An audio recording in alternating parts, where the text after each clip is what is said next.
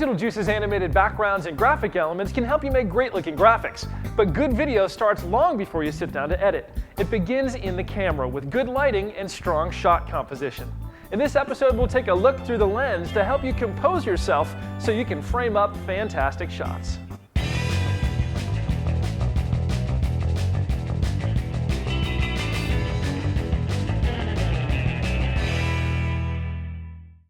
These days, a lot of people that make their living making videos started off working with computers, not cameras. Most shooters today are self-taught, and they lack a basic knowledge of the fundamentals of shot composition. If you're one of the many that's been shooting by instinct, stick around. I've got 5 tips for shot composition to help you shoot like a pro. So what are we waiting for? Let's take 5. Tip number 1, use the rule of thirds. A simple understanding of the rule of thirds will set you up for success. The rule of thirds is a simple concept that every shooter should understand. Here's how it works. Imagine a tic-tac-toe grid laid over your viewfinder with its lines falling across the top third, lower third, and the left and right vertical thirds. The rule says that objects in the frame should fall along these lines and at their intersections. When you shoot a landscape, don't position the horizon across the middle of the screen. The shot will look better if you position it along one of the horizontal thirds at the top or the bottom of the frame. Why? I don't really know. Maybe it's because this rule's been used by artists, photographers, and filmmakers forever. Whatever the reason, it just works. You'll find that shots composed according to the rule of thirds just look better. The rule of thirds works especially well for framing the people that you shoot. In fact, we're using it right now. When you frame up a person, position his eyes on the top third line. If you drop the eyes to the center of the screen, as some people do, it looks like the subject is falling out the bottom of the frame. This composition is kind of like putting your subject in the sights of a rifle. While most viewers can't tell you why, they will notice that the shot just doesn't look right. The first secret is to keep the subject's eyes on the top third line. Now with the eyes on the top third, you'll find that your subject is framed comfortably. Start paying attention to the shots you see on TV, and you'll notice that the rule of third is being used all the time by the pros that make television. It's a fundamental rule of composition.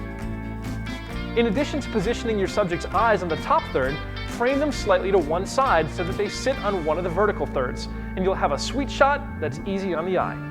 By the way, placing the eyes on the top third works well whether you're shooting wide, medium, or close-ups.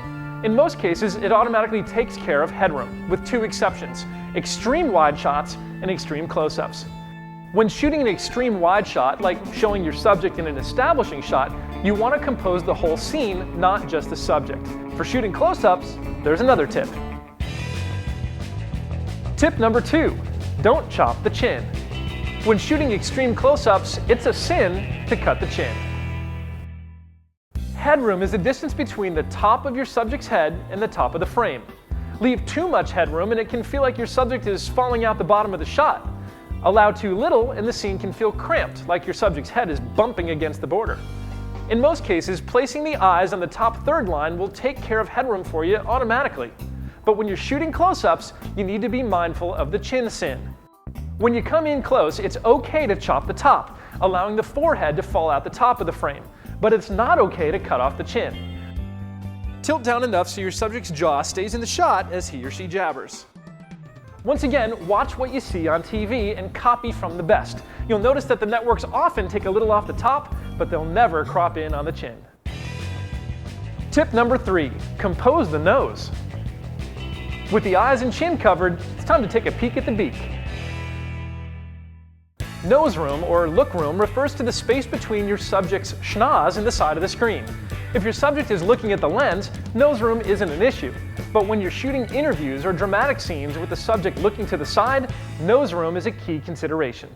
Not sure how to position a profile? The nose knows. When your subject is facing sideways, you need to allow, appropriately enough, some breathing room in the direction that the nose is pointed. Again, let's refer back to the rule of thirds. The vertical third lines are a good guide to compose for the nose. With the subject centered in the screen, the composition seems cramped. I mean, you get what looks like the shot of an ear. That's no good. But with the subject aligned along the vertical third line, facing the open area in the frame, the nose has the space it needs. You'll find that the viewer's eye is naturally drawn to the empty area in the shot. So, if you're composing a conversation, for example, you need to frame your subjects on opposite sides of the screen, facing different directions. When you cut the clips together with the proper nose room, the subjects appear to be face to face. But frame improperly with their noses on the wrong side of the shot, and they seem to be back to back. To compose conversations that cut together well, you need to think about the snout. Tip number 4, lead them on. Lead room sets the rule of thirds in motion. A close cousin of nose room is lead room. When you're shooting a moving subject, you need to allow ample area ahead of your ambling actor. As you pan with the subject, try to keep him on the trailing third line. This gives the person room to move in the direction that he or she is headed. Allowing the subject to bump against the frame is awkward. Leaving space in front of the face gives the shot a much more natural feel. When you're shooting a line of moving subjects like a horse race or a string of stock cars, you need to keep the front runner close to the leading edge of the shot. It's okay to let someone in the back of the pack fall out of the frame, but you can't let the leader bob in and out of the shot. The faster the subject moves, the better the shooter you need to be to lead them along. Practice with slower subjects to get a good feel for framing moving shots. It's also important to adjust the drags in your tripod so you can make smooth moves. Tip number 5, beware of bad backgrounds. It's not enough to just look at your subject. You need to compose the full frame. Even shots that are composed correctly can look odd if background objects are positioned poorly. Look for poles or plants that appear to protrude out of your subject's skull, and watch out for wires that appear to run in one ear and out the other. Simply moving the camera slightly to one side or the other, or raising or lowering it on the tripod, can prevent the problem. The key is to catch it before you hit record. The best shooters scrutinize every shot they shoot before they roll tape, and you should too. Take your time when you set up your shots and reposition however you need to avoid bad backgrounds. There you go, 5 tips for superior shot composition.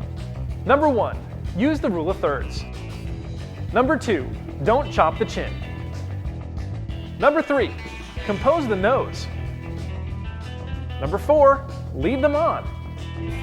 And number 5, beware of bad backgrounds. There are some things that you just can't fix in post, and poor shot composition is at the top of the list. Start applying these 5 tips to the shots you shoot, and you'll see a big improvement in the overall quality of your footage. By the way, if tips like this are review for you, hang with me. In future episodes, I'll share more advanced shooting tips for things like lens compression, creative composition, and shooting to edit. For now, focus on your framing and play by the rules. We'll be back to break the rules in another episode.